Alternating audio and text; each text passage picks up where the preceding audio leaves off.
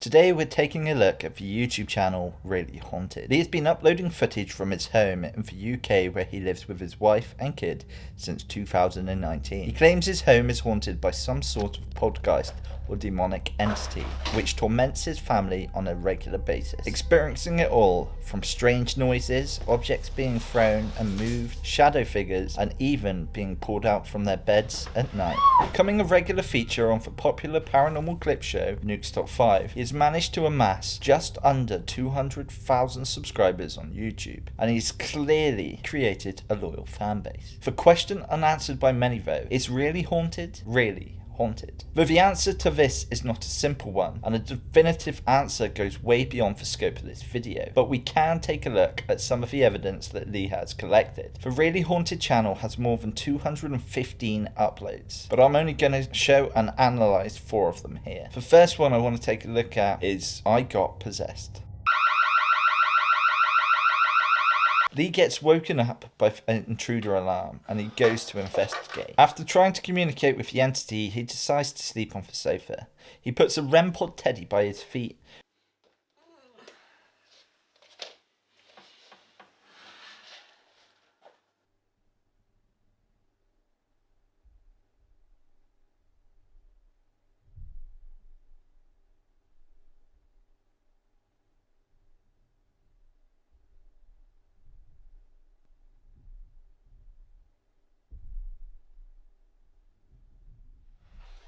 That dark strange cloud appears to enter Lee. He then wakes up. Now this clip is originally unedited, but I've shortened it for time. Lee gets up, walks off camera before coming back into vision and standing and stares for a minute or so. This goes on for a while until the entity appears to leave his body.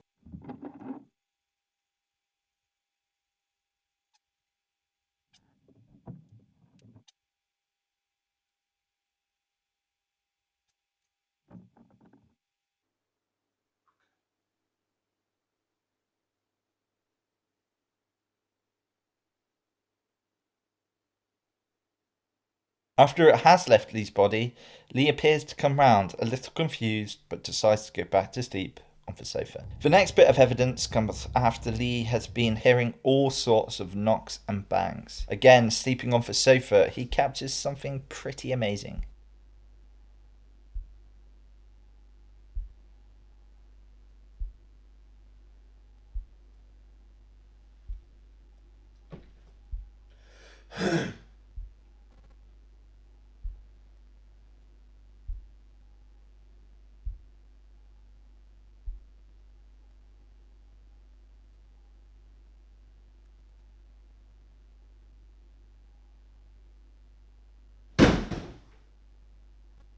In the next clip, we get to witness that dark shadow figure again. You don't belong here any longer. Your evil isn't welcome here. This is a house of love. I've told you that before. There's something black forming in front of me. Is that you, Vlad?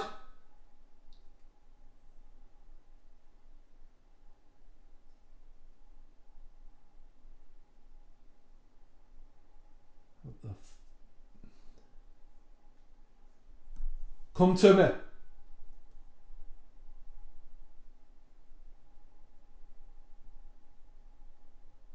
Walk to me if you can walk.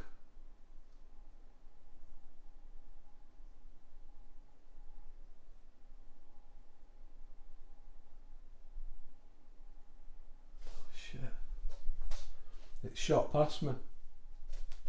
And finally, this is one of Lee's very early videos. He appears to communicate with the famous ghost hunters Ed and Lorraine Warren. Can you tell me the names of the people I'm talking to?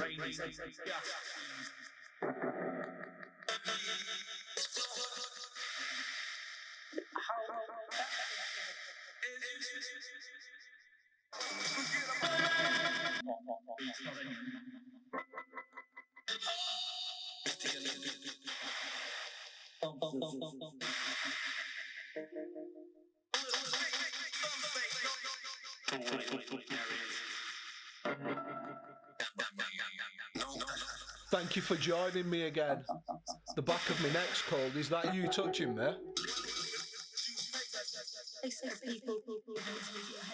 So let's take a look at the skeptical side of things. So I'm going to break down for 4 videos we looked at as evidence, as I feel they cover most of the types of activity experienced by Lee. If we start with I got possessed by a demon, there are 3 elements here I want to look at. We see the REM pod teddy in action just before the shadow drops and it starts flashing. These REM pod teddies work in very similar way to the traditional K2 meter, in that they are meant to be able to detect the energy of a spirit. It also shares all of the flaws, and they are so easy to manipulate with radio frequencies, electronic items, and even mobile phones. I was able to manipulate this K2 meter using a walkie-talkie. Add a scary backstory and a few questions beforehand, and it can be quite convincing. Next up, we have the shadow figure. We see this at the beginning and the end of the possession. I created this using my lovely assistant in a green screen suit. I then put the video into my editing software and color keyed for green screen and changed it to just show for black and whites. Applying another key to remove the white, I was left with just the black figure. Overlaying this onto some footage I recorded earlier and messing around with the opacity and blur, I was able to create this.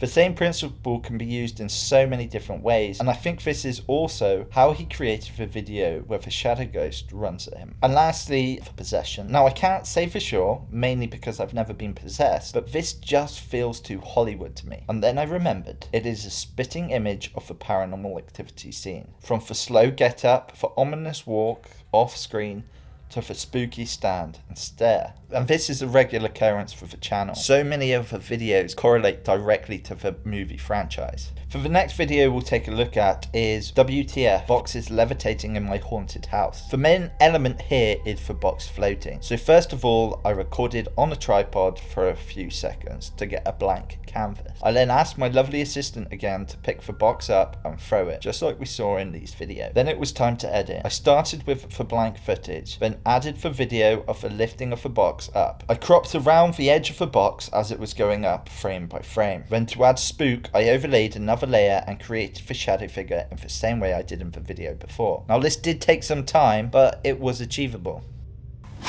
Which leads us on to the last video, communicating with the Warrens. Again, there are 3 main elements I want to discuss here, starting with the Warrens. Now, the Warrens advised heavily against spirit communication, and have even been quoted saying that if you want to talk to spirits, just go to church. The likelihood they would ever try to communicate through such a device is slim to none. Next up is audio, pareidolia, and priming. And this is exactly what I think Lee is doing. By titling the video and leading viewers to believe that he has actually communicated and captured Ed and Lorraine Warren in this session, we're expecting it. This is known as priming. A similar occurrence occurs with the subtitles. The viewer is guided to what to hear. So I'm going to play a clip for you without the visuals. What do you hear? Let me know down in the comments. But if I now play the clip with the visual aid, many viewers, though not all, will now hear what is being suggested. Which leads us finally onto the equipment being used. Now I think Lee's using the Necrophonics app, as he's used this in many of his previous videos. The Necrophonics app uses pre-recorded sound banks, which is supposedly used by spirits to manipulate to create sentences. The problem I have with this is that when you mix this with priming and audio pareidolia, we get so many false positives. So, to conclude, to be certain, a proper investigation will need to be carried out. But is there enough evidence to put doubt in our mind in the authenticity of its content? I would say absolutely for me. Some may ask, why would someone have the motivations to do this? Well, for starters, if you're looking at these sort of figures, even if it's just a side hustle, it's a pretty good side hustle. But also, his videos are being licensed, bringing in another source of income. Not only that, Lee runs a paranormal events and tourism business under the same name. If lots of people are googling really haunted, it can only benefit his company. Every video is also search engine optimized with a provocative title and thumbnail to match, which suggests that he's trying really hard to get those views and those subscribers. In the build up to Halloween, we've seen uploads almost every day, but I would love to hear your guys' thoughts on that. Real or not, believer or non-believer, please always be respectful, as for people experiencing these hauntings, they can be very real indeed. Thank you so much for watching, and I will see you guys in the next case.